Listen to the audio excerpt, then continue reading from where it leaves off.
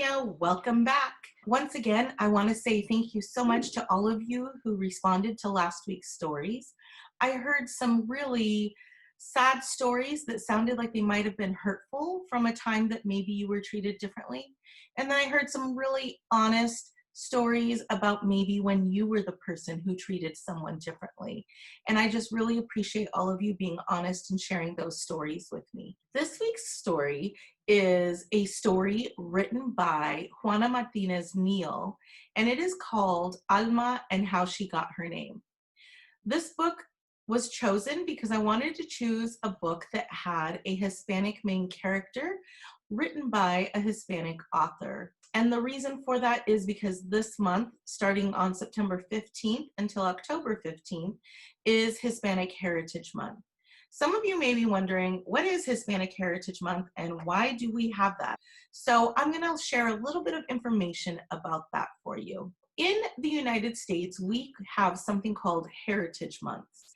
And Heritage Months are a time that are devoted specifically to help us celebrate and highlight and educate and learn about populations of people who have been historically marginalized in our society. You might be wondering, what does that mean, to be historically marginalized? When a group of people is marginalized, what that means is that typically they are a group of people, who maybe are treated differently in our society. Maybe they face a lot of discrimination. They are oftentimes groups of people that aren't valued as much as other people.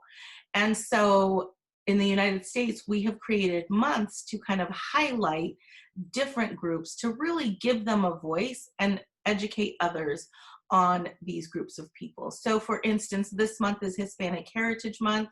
We have African American Heritage Month. We have Women's Heritage Month. We have Persons with Disability Heritage Month.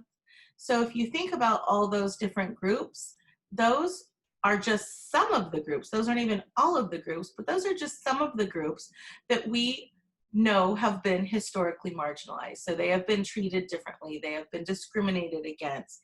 They maybe don't hold as much power in places like in politics. So this is our opportunity to celebrate, learn, honor, and educate others on these various groups. Hispanic Heritage Month was chosen specifically this month because it is an important time for Latin countries. Latin countries such as Costa Rica, El Salvador, Guatemala, Honduras, Nicaragua, they all received their independence on September 15th. So that's when the month starts. And then there's also other places such as Mexico and Chile who celebrate their independence on September 16th and 18th. And so we take a month to celebrate these Latin countries and to learn more about them and to really honor what they have contributed and brought to help make America what it is today. So today's book, like I said, is focusing on an author of Hispanic heritage and also has a main character. So I hope you enjoy it. I have a personal connection to this book in that my mom's name is Alma. And so her name is Alma Rosa Chacon. And so I want to buy this book for my mom now because I don't think that she's heard of it, but I think that she would love it. And I know that my mom loves her name, and it also has a very special meaning. So speaking of that, I also want you to think about your name. Where did you get your name? Why do you have the name that you have?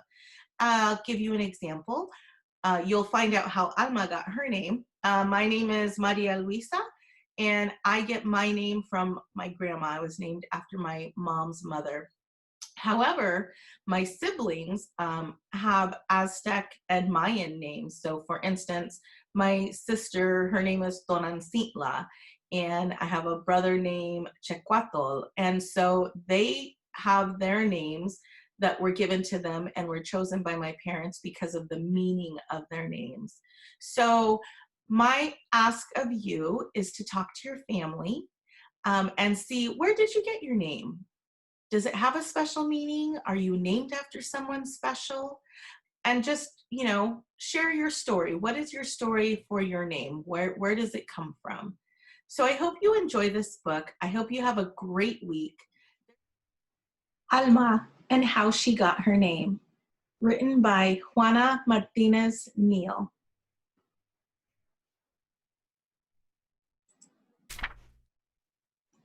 Alma and How She Got Her Name, written by Juana Martinez Neal. Alma Sofia Esperanza Jose Pura Candela had a long name. Too long, if you asked her. My name is so long, Daddy, it never fits, Alma said. Come on, he said. Let me tell you the story of your name. Then you decide if it fits. Sophia was your grandmother, he began. She loved books, poetry, jasmine flowers, and of course, me. She was the one who taught me how to read. I love books and flowers, and you too, Daddy. I am Sophia. Esperanza was your great-grandmother, he continued. She hoped to travel, but never left the city where she was born. Her only son grew up to cross the 7 seas. Wherever her sailor son went, so did Esperanza's heart.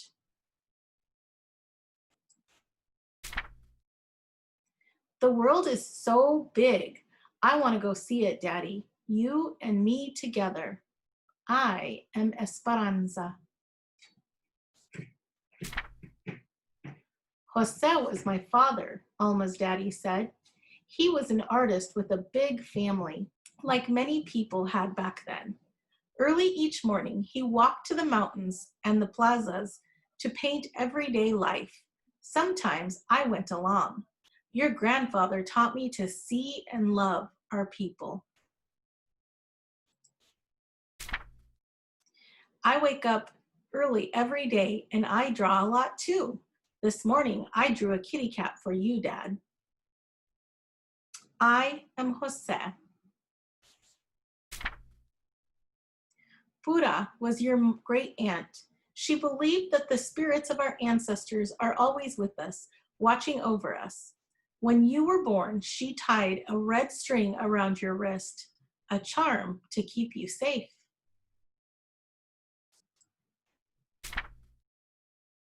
Hello, Pura. It's me, Alma. Candela was your other grandmother. She always stood up for what was right.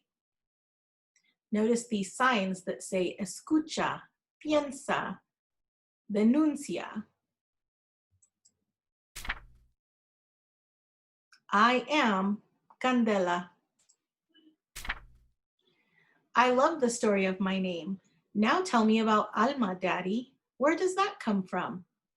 I picked the name Alma just for you. You are the first and the only Alma. You will make your own story. Alma, Sofia, Esperanza, Jose, Pura, Candela. That's my name, and it fits me just right. I am Alma, and I have a story to tell. This is a note from the author, Juana. She said, my name is Juana Carlota Martinez Pizarro. My father named me Juana after his mother, Juana Francisca. My mother chose the name Carla to honor the memory of her uncle, Carlos. My father was a man of decisions, so when it was time to register my birth, he changed Carla to Carlota on the birth certificate. He was convinced that Juana Carlota was the mighty name he wanted for his daughter. Thanks to that change, I got stuck with what I thought was the most old-fashioned, harsh, ugly, and way too Spanish name in all of Lima, Peru, where I grew up.